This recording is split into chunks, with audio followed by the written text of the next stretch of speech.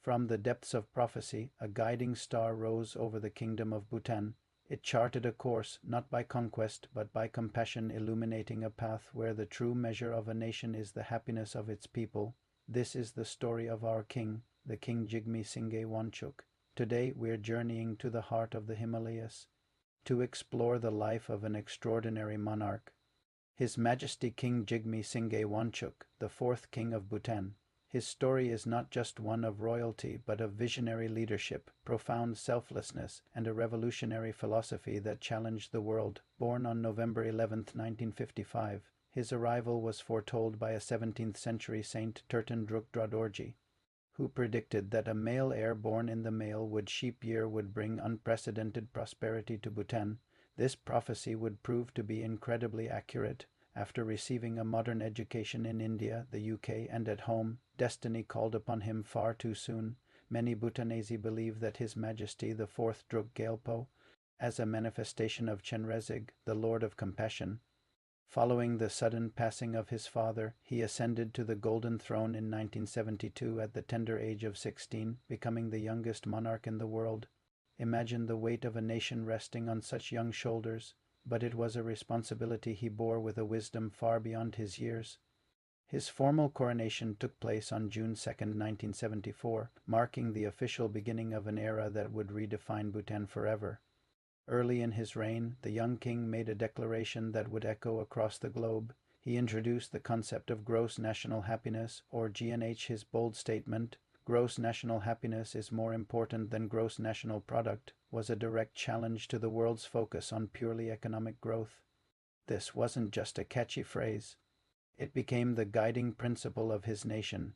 GAN is built on 4 pillars: sustainable development, cultural preservation, environmental conservation, and good governance. It was a promise that as Bhutan modernized, it would never lose its soul. Human well-being and spiritual harmony would always be the true measure of its success. But His Majesty's leadership wasn't confined to philosophy. In 2003, Bhutan's sovereignty was threatened by separatist militant groups who had set up camps in the southern jungles. After diplomatic efforts failed, the king made a decision that few modern leaders would ever consider. He personally led the Royal Bhutan Army into battle in what was called Operation All Clear. Dressed in his military uniform, he fought alongside his soldiers, sharing every risk.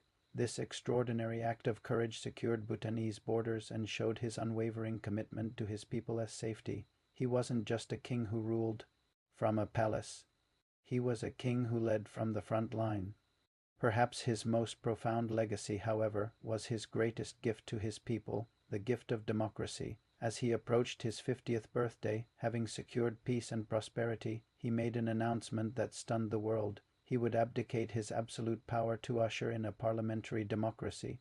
Many were confused, even saddened, by the decision. Why would a beloved king give up his throne?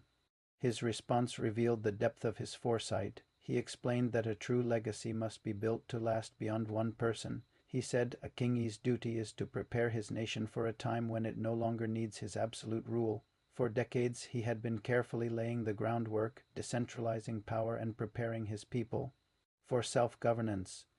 On December 14, 2006, he formally abdicated in favor of his son 2 years earlier than planned, ensuring a smooth transition. This ultimate act of selflessness wasn't an end to his reign, but the fulfillment of his greatest duty, placing the future of Bhutan firmly in the hands of its people.